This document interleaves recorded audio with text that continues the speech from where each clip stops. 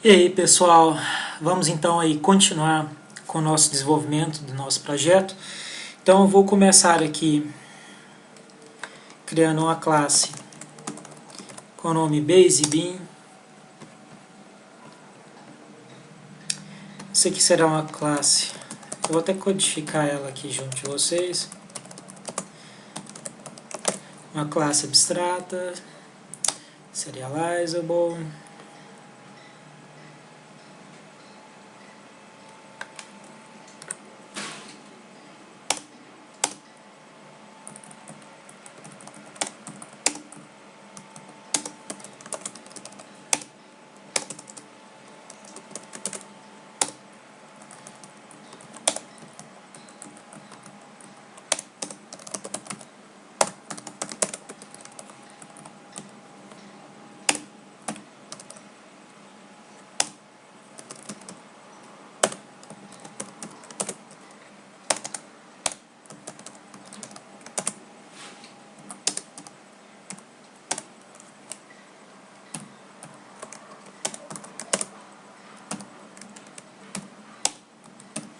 Então aqui só colocando essas informações aqui. Lembrando, pessoal, por que é que a gente tem esse carinha aqui? Com esse código que eu estou colocando aqui, nós conseguimos imprimir todas as informações de um certo objeto. Então, quem herdar essa BaseBeam aqui, igual eu tinha falado anteriormente, lá naquela explicação dos diagramas, que vão ser as nossas entidades, eu vou simplesmente herdar isso daqui e quando eu pedir para imprimir aquele certo objeto, ele vai imprimir todas as informações que estão dentro daquele objeto, sem ter que ficar chamando aquele método get, toda vez get não sei o que, get não sei o que, quando a gente der um system.out.println. Tranquilo? Então isso aqui vai facilitar aí a nossa vida. Então a próxima classe que nós temos aqui é o GenericDAO. Então essa classe GenericDAO, eu vou aqui colocar esse código um pouquinho mais rápido aí, pessoal, só para facilitar e o vídeo não ficar muito extenso, mas eu vou explicar tudo certinho para vocês. Antes disso vou só comentar essa linha aqui.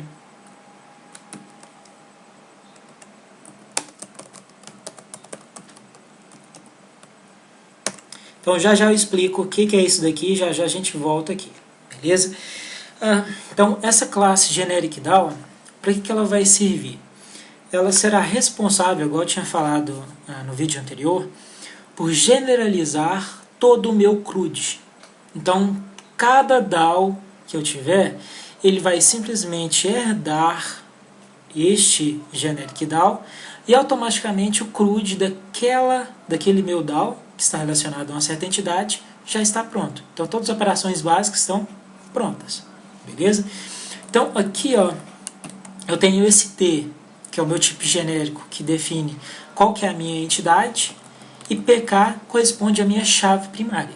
Então, cada DAO que eu criar, eu tenho de especificar qual é a minha entidade que está relacionada àquele DAO.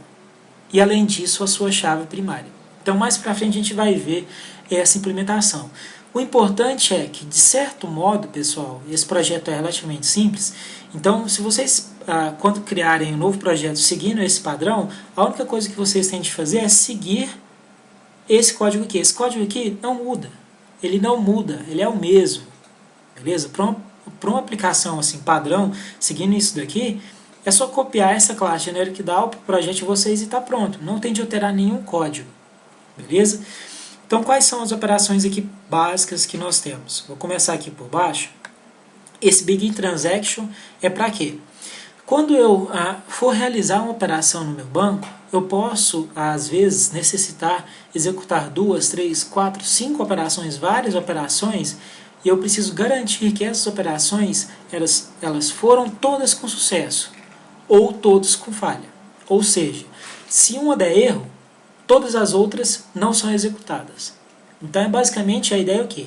Eu abro uma transação com o meu banco, realizo as operações e fecho aquela transação. Então, sempre que eu for executar alguma operação com o meu banco, eu tenho de abrir uma transação. Esse commit corresponde ao seguinte: abri a minha transação com o meu banco, vou realizar alguma operação. Na hora que eu commitar, ele vai e executa aquelas operações que eu executei Tranquilo? Então é como se fosse assim, eu abro a transação, executo algumas operações e comito. Na hora que eu comito, ele automaticamente já vai lá no banco e executa para mim os dados.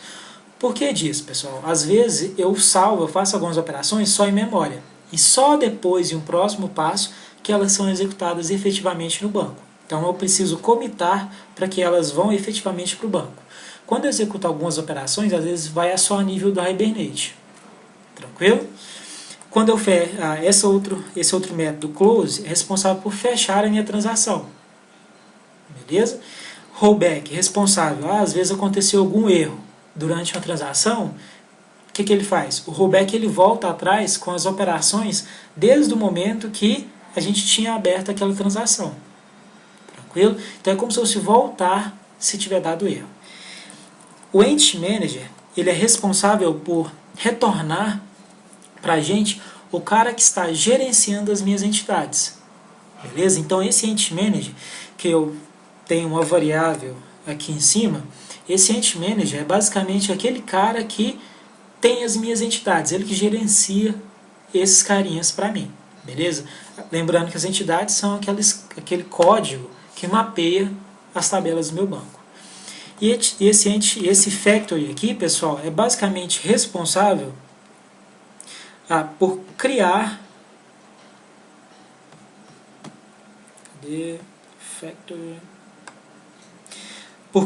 para mim o Entity Manager, beleza? Então, esse Entity Manager Factory, ele que vai ser responsável por criar uma instância desse Entity Manager.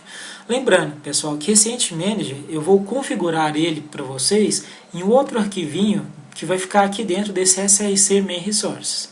Tranquilo? Esse arquivo que vai conter toda a parte de acesso efetivamente do meu banco. Tranquilo?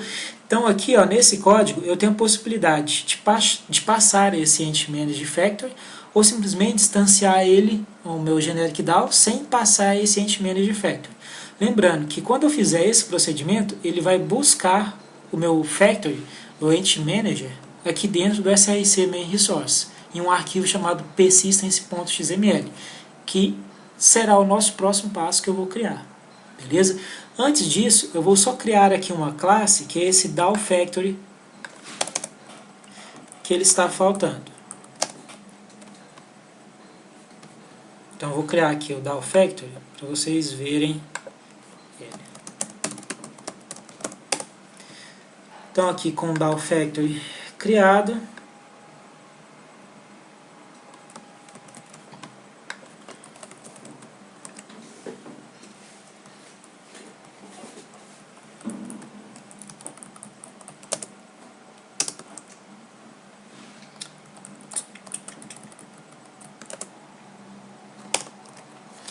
então, pessoal, está aqui o meu DAO Factory. O que é essa classe?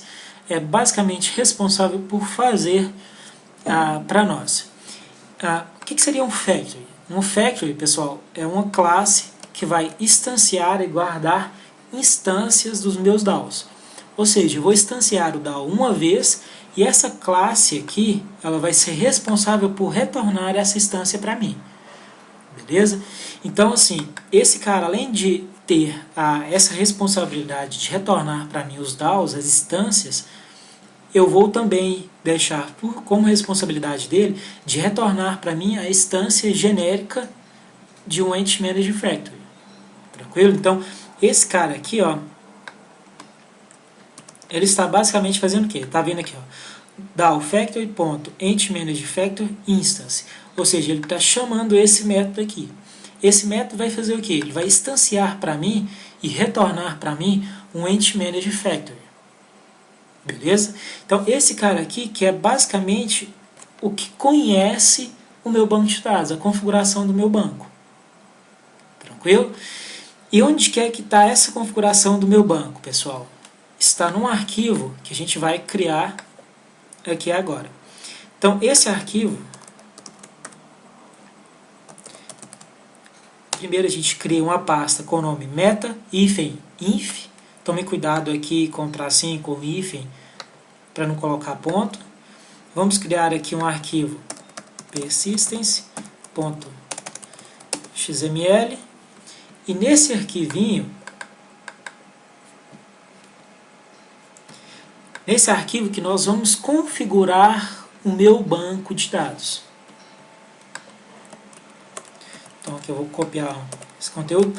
Lembrando, pessoal, se vocês precisarem desses arquivos, do padrão de arquivos, está aqui no wpattern.codeplex.com, source code, tem aqui exemplos, Java, aqui wpattern Frameworks Hibernate 4, aqui files, é onde estão os meus scripts e bancos de dados, o meu exemplo do DER, src main resource metainf persistence.xml, o arquivo persistence que eu acabei de criar colocando aquele conteúdo, log4j.xml, configuração aí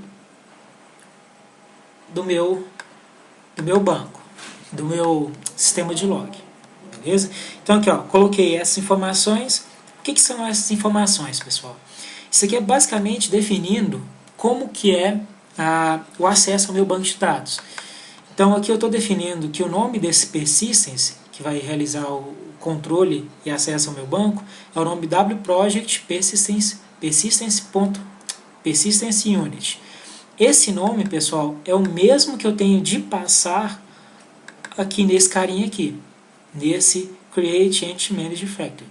Se vocês forem ver, ó, é o mesmo nome. Tranquilo? Eu estou passando esse persistence unit name aqui, sendo igual ao que eu configurei no meu arquivo persistence.xml. Então isso é importante, pelo seguinte, na hora que eu chamar esse método aqui, ó, pessoal, persistence.createEnttyManageFactory, ele vai buscar dentro da pasta metainf o arquivo persistence.xml. E dentro desse arquivo persistence.xml, ele vai procurar esse persistence unit que tenha o mesmo nome que eu informei aqui. Então, no nosso caso aqui, ó, é wproject persistence unit. Então, se vocês alterarem esse nome, tende a alterar aqui também, beleza? Então, aqui eu estou definindo algumas propriedades do meu banco. O que são essas propriedades? Aqui eu estou definindo qual que é o driver do meu banco de dados.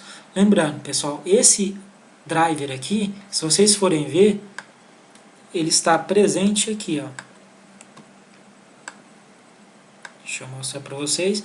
Então aqui, ó, lá no Maven, ele baixou para mim o arquivo MySQL Connector Java 5.1.18.jar. E dentro desse arquivo, nós temos aqui o meu driver.